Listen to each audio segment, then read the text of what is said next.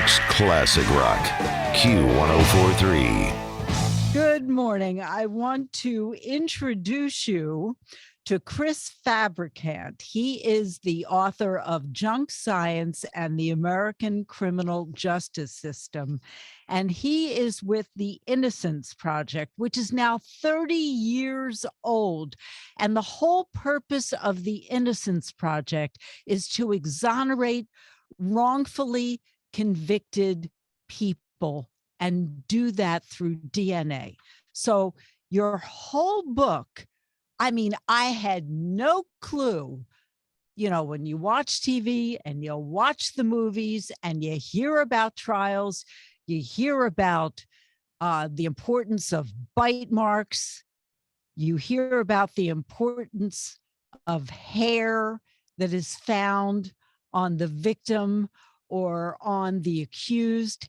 And you just debunk this as junk science, that the only real science is DNA. Is that correct, Chris? Well, I think it's important to be clear about what I mean when I talk about junk science. And junk science, as I define it in the book, is really subjective speculation masquerading as scientific evidence. And so there's no empirical basis for the opinions that are offered. They're usually offered through an expert witness in a criminal trial, but there hasn't been proper scientific validation before that evidence is actually introduced in court. So not all forensics are junk science, certainly, but those that are explored in the book would meet that definition of really just, subjective speculation, that may or may not be right, but we know that the search for the truth is never advanced through the use of junk science. How does this work when it comes to the hair samples? Because that would certainly be more prevalent than the bite marks when it comes to criminal cases. Yeah, it was funny as I write about it also in the book, because it was really my first week at the Innocence Project when the FBI and the Department of Justice conceded for the first time after 100 years of using hair microscopy in criminal trials that its special agents from the FBI crime lab had fanned out across the country and testified in thousands of cases and had overstated the significance of the evidence in virtually every case. Over 95% of those cases, expert witnesses got on the stand and suggested that finding a hair at a crime scene and microscopically matching that to the suspect's hair was strong evidence, sometimes the only evidence, that the suspect was at the scene or was in contact with the victim.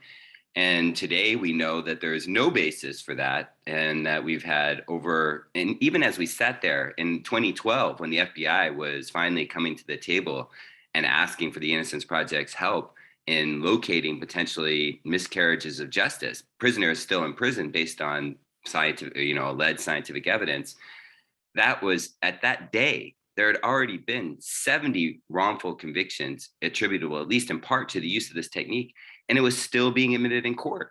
So it was astonishing to me. And, as we sit here today, there are 75 known wrongful convictions used in that are attributable, at least in part, to hair microscopy. And we're still finding, victims of this, really pernicious form of unreliable evidence today. I'm going to be in May next month litigating a capital case in which microscopic hair comparison was used, and it was really ubiquitous because it's so easy to find at crime scenes. Hairs are shed constantly by humans, so it was very, and it's certainly not the only technique that I talk about in junk science. That we talk about bite marks, hair microscopy, voice spectrometry, comparative bullet lead analysis, polygraphs. There are many, many different forms of unreliable evidence that are still used in court today. Talk about some of the cases that you talk about in the book, Junk Science and the American Criminal Justice System. What stands out most to you? Well, what I did is I took three of my clients' cases, Eddie Lee Howard in Mississippi, Keith Harward in Virginia, and Stephen Chaney in Texas.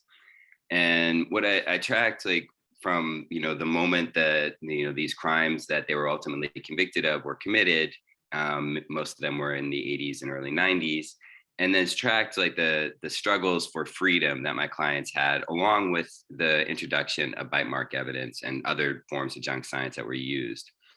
And so I think that the ones that so these are personal stories to me. Certainly they're personal to my clients. And probably the Stephen Chaney case is the one that's the most personal to me, because it was my first client at the Innocence Project. And he really had an incredible struggle.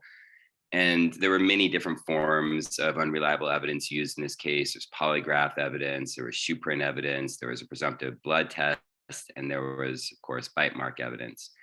And what was really astonishing and just shows the power of junk science to convict the innocent is that Stephen Chaney presented 9 alibi witnesses at his trial that accounted for every moment of his day. And, junk science was enough to overcome all of that. And it wasn't until 30 years later where the scientific community finally examined some of the claims that were used to support, this unreliable conviction, that we're finally able to wind back the claims that were made in court 30 years earlier. One of the cases, of course, that stands out in New York City, it was the Central Park Five. I mean, how long did they stay in prison before they were cleared by DNA? I mean, it was the general assumption as soon as they arrested these kids, the whole city, felt safer.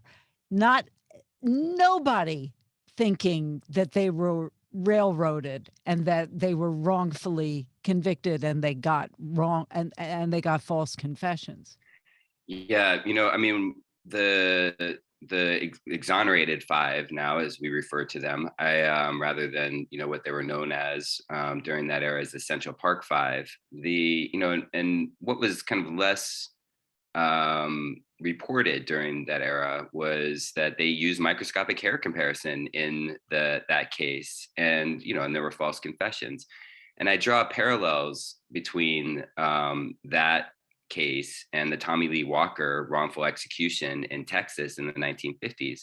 They were really similar in the sense of that these were young Black and brown people that were demonized in the press and under using racially dog whistled coded words like wilding Black and brown teenagers.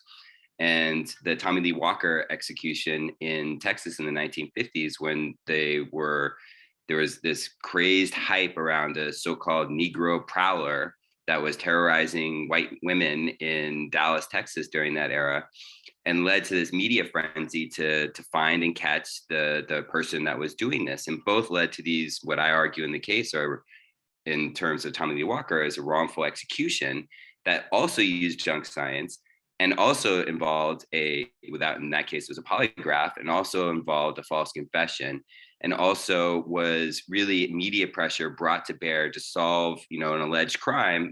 There was certainly a crime committed in the Central Park case, but that whether or not there had even been a crime, in the 1950s in the Tommy Lee Walker case is questionable.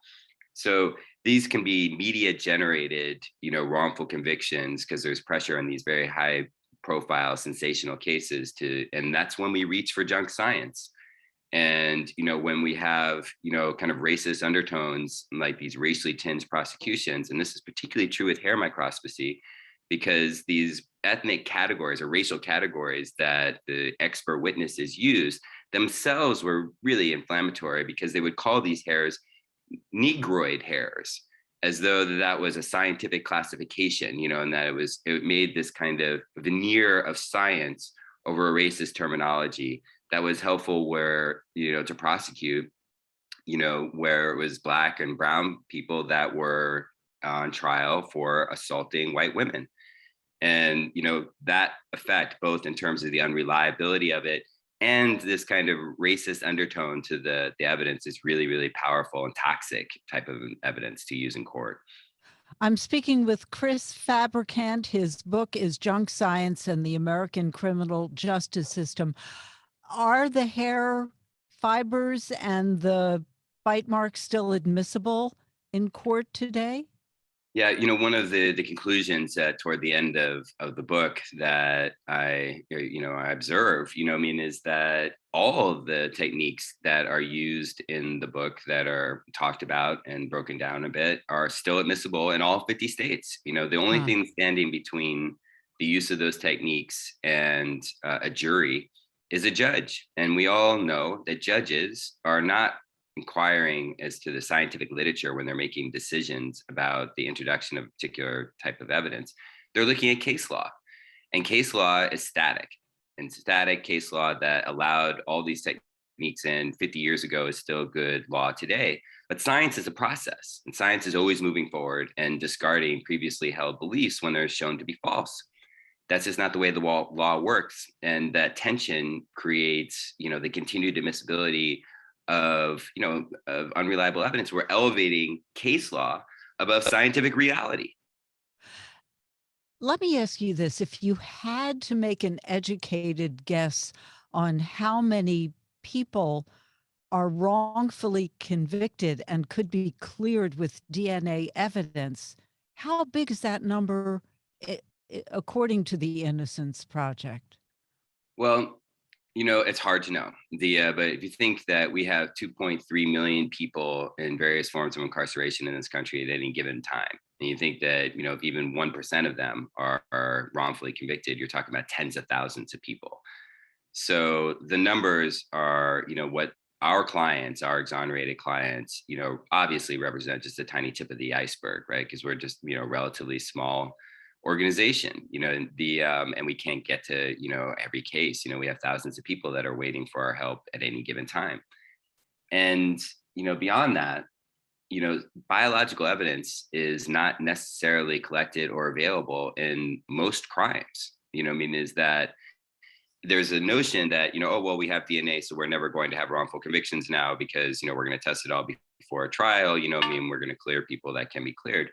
But the reason that, in my book and in the larger innocence movement that we not focus on, but the cases revolve around rapes and murders is because those are intimate crimes. And those crimes, biological evidence is much more likely to be collected and available for testing.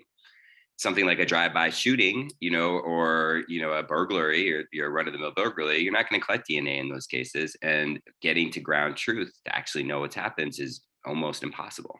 In a perfect world, Chris Fabricant, what would the Innocence Project like to be done so that those who are wrongfully convicted can restart their lives? Well, the Innocence Project would like to go out of business. We'd like to be, irrelevant, but sadly, I don't think that that's going to happen. What the Innocence Project has advocated for in terms of scientific evidence is upstream fixes. Is that we can't sort out what is junk science and what's real science through the adversarial system. If you think about, the FDA has to approve the use of toothpaste or aspirin or other consumer products that are used in the general public for public safety reasons, right? And there's no such entity for forensics, but you can be put on death row in the use of forensic sciences that have not been tested or validated or demonstrated to be reliable. And we need something like the FDA for forensic sciences. We need maybe the National Institute of Standards and Technology to take up this type of research and demonstrate that can be relied on before it's brought into criminal trials. So, that certainly it would be one thing, go a long way toward eliminating, unreliable convictions that are based on subjective speculation. Why did you join the Innocence Project? You were a public defender. Yeah, I was a public defender, and then I was a clinical law professor before I joined the Innocence Project, and I was actually doing strategic litigation through my department. First of all, it was a dream job, to build a new legal department at the Innocence Project, and it's a national organization, and that you get the opportunity to really look at systemic issues and to bring to bear the power of the Innocence Project to help create change, and that beyond, freeing the innocent, what we also work to do is to help prevent future miscarriages of justice. And I'm very motivated by that. And a lot of our work is animated by this desire to not have, the stories that I tell in my book, continue to play out and to no longer have wrongful convictions. The book is Junk Science and the American Criminal Justice System. Thank you so much, Chris Fabricant. If you missed any part of this conversation, download the iHeartRadio app. It is free, and my conversations live on in the podcast Sunstein Sessions. And I'll see you guys tomorrow morning on the Jim Kerr Rock and Roll Morning Show, Q104.3. New York's classic rock, Q104.3.